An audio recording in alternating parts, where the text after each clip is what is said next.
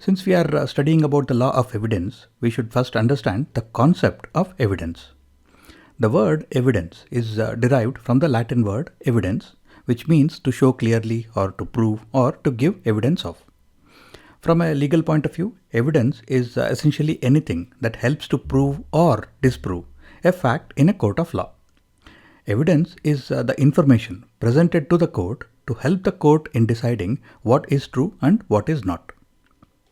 Evidence can take many forms, including objects, documents, and spoken words. For example, if the situation is about a phone which has been stolen by someone, the physical evidence can be the stolen phone itself, if it is recovered, or it can be something that the thief dropped while running away with the stolen phone. Documentary evidence can be the sales receipt proving ownership of the phone. It can also be the CCTV recording showing the phone being stolen. Or it can be oral evidence such as the testimony from a witness who saw the phone being stolen. The term evidence is defined in section 2(1)(e) of the Bharatiya Sakshya Adhiniyam 2023. And this definition covers oral evidence and documentary evidence. And more importantly, the definition explicitly includes electronic records as documentary evidence.